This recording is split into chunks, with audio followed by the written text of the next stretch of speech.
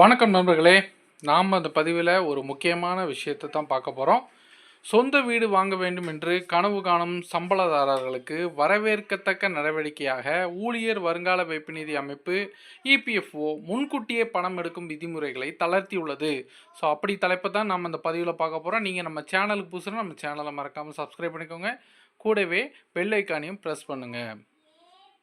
ஊழியர் வருங்கால வைப்பு நிதி அமைப்பு இபிஎஃப்ஓ புதிய விதிகளை அறிமுகப்படுத்தியுள்ளது.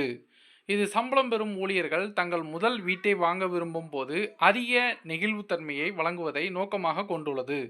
இந்த மாற்றங்கள் ஒட்டுமொத்த பணத்தை திரும்ப பெறும் செயல்முறையை மென்மையாகவும் வேகமாகவும் மாற்ற வடிவமைக்கப்பட்டுள்ளன.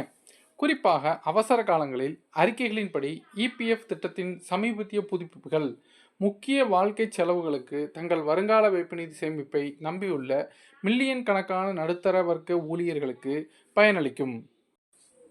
அறிக்கையின்படி இபிஎஃப்ஓ உறுப்பினர்கள் இப்பொழுது வீடு வாங்க தங்கள் பிஎஃப் இருப்பில் 90% வரை எடுக்கலாம். இந்த தொகையை முன்பணம் செலுத்துதல், வீடு கட்டுதல் அல்லது இஎம்ஐ செலுத்துவதற்கு பயன்படுத்தலாம். முன்னதாக அத்தகைய பணத்தை பெறுவதற்கு உறுப்பினர்கள் 5 வருட சேவையை முடிக்க வேண்டியிருந்தது. ஆனால் இப்போது அவர்கள் தங்கள் இபிஎஃப் கணக்கை திறந்த 3 ஆண்டுகளுக்கு பிறகு அவ்வாறு செய்யலாம்.